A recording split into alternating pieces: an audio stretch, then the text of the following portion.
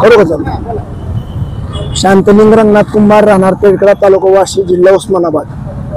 मूळ मागणी आमची 7-12 दुरुस्त करून देणे व ते असताना पैसे उचललेले ते आम्हाला भरायला लावणे. त्याला वाशी, जिल्हा उस्मानाबाद. मूळ मालक कृष्णा कुंभार, विठोबा कृष्णा कुंभार, कुंभार दत्त विठोबा कुंभार यांचे वारस कायदेशीर मालक वहिवाटदार आहेत.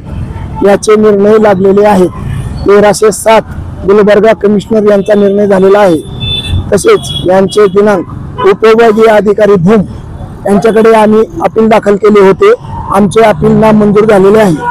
तसेच पुन्हा नामंजूर झाल्यानंतर अप्पर जिल्हाधिकारी यांच्याकडे आम्ही अपील दाखल केले. अप्पर जिल्हाधिकारी यांनी आमचा अपील मंजूर केले. 10/7/2012 अप्पर जिल्हाधिकाऱ्यांनी अपील मंजूर केल्यानंतर वहिवाटदार मालक हे रंगनाथ दत्त विठोबा कुंभार असून यांचे वंशज असं म्हणजे त्याच्यात गेलेलं आहे.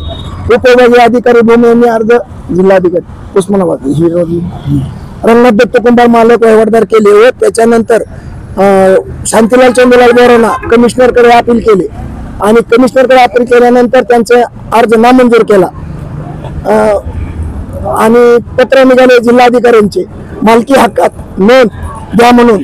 उपविभागीय अधिकारी, जिल्हाधिकारी आणि तहसीलदार तरी पण आमची मालकी हक्कात नोंद घेतली नाही. त्याला त्यानं आम्हाला लिहून दिलं की फेर तपासणी येत आहे. अर्ज मंजूर झाल्यानंतर 7-12 होतोय. आमच्यापाशी एक तसा पुरावा आहे. त्या अर्ज मंजूर झालेला 7-12 झालेला आहे. तरी सुद्धा आम्हाला हा महसूल खात्याने आमच्यावर अन्याय केलेला आहे आणि पुन्हा परत सांगितलं की आम्हाला तुमची फेर तपासणी झाल्यानंतर उपविभागीय अधिकारी सचिन बारोकर यांच्याकडे फेर तपासणी चालू झाल्यानंतर तपासणी चालू झाली. दोन्ही पार्टी हजर झाले आणि त्याच्यात पण आमचा मंजूर अर्ज केलेला आहे आणि त्याच्यात रंगनाथ दत्त कुंभार हे वहिवाटदार व मालक आहेत असे सांगितलेले आहे. तरी सुद्धा आम्हाला अजूनही अर्ज मंजूर करून आमच्यावर 7-12 होत नाही. हे आमच्यावर मोठा अन्याय होत आहे.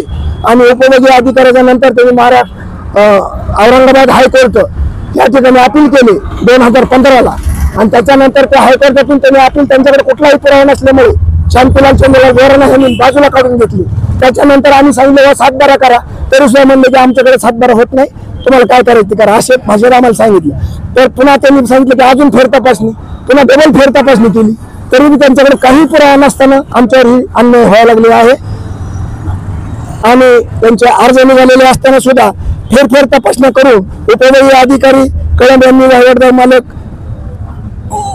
आणि भूमी अभिलेख हिस्सा नमुना नंबर 12 हे गावात होत होता. त्याला लाल पेनच्या शेचा शेरा मारलेला आहे की ह्याचा मूळ मालक कोण आहे ह्याची चौकशी करून नंतर महसूल अधिकाऱ्यांना ठरवायचे आहे असा शेरा मारलेला असताना महसूल अधिकाऱ्याने त्याच्यावर आमचा कुठलाही विचार केलेला नाही. आम्हाला मालक व वहिवाटदार ठरविलेले आहे आणि हिस्सा नमुना नंबर 12 मध्ये माझ्या आजोबाच्या नावाने 2 एकर 10 गुंठे, 14 एकर 39 गुंठे, 3 एकर 10 गुंठे ही जमीन असताना मारवाड्यांनी ह्याचा अशिक्षित म्हणजे न शिकल्यामुळे त्याचा अशिक्षितपणाचा हे केलं, लावून घेतली नोंद आणि त्यांच्यावर अन्याय केलेला आहे आणि ह्या कुंभारावर पण अन्याय केलेला आहे.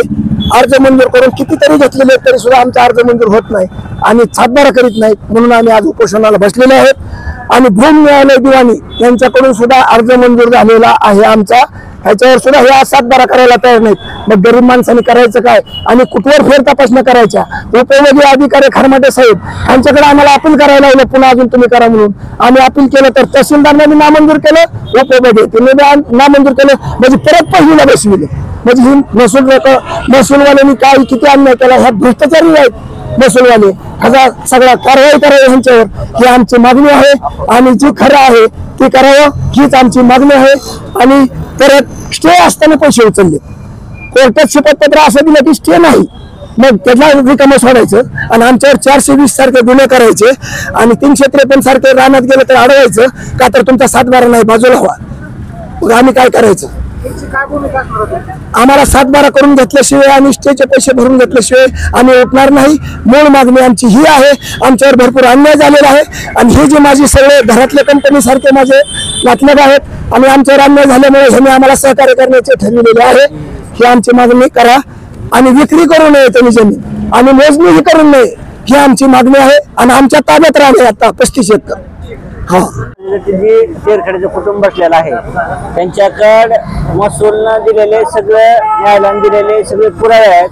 त्यांच्यासारखा न्याय प्रवेश असल्यामुळे न्यायालयानं त्याचा निकाल दिलेला आहे. फक्त महसूल अधिकाऱ्याच्या मनमानीमुळं आणि आर्थिक गैरव्यवहार करून त्यांना त्यांच्या जमिनीचा ताबा मिळत नाही, त्यांच्यावर खोट्या केसेस केले जात आहेत. त्यामुळे आम्ही या प्रशासनाचा निषेध करतो आणि त्यांना न्याय द्यावा. आणि जे उपोषणला बसलेत आमच्या कुंभार समाजामार्फत त्यांना आम्ही पूर्ण सहकार्य किंवा पाठिंबा आम्ही यांना करणार आहोत. आणि जे कायदेशीर ह्यांची लढाई ह्यांनी जिंकलेली आहे त्याला फक्त प्रशासनानं तात्काळ न्याय द्यावा एवढी आमची मागणी आहे.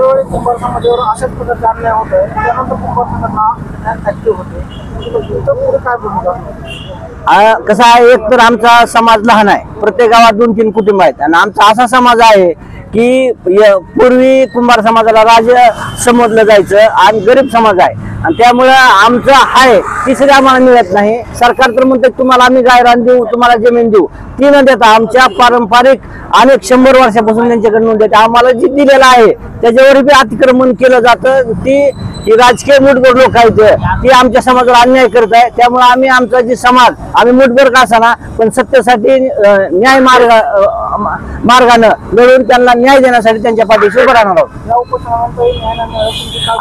या उपोषणानंतर आम्हाला न्याय नाही मिळाला तर आम्ही तीव्र आंदोलन करू.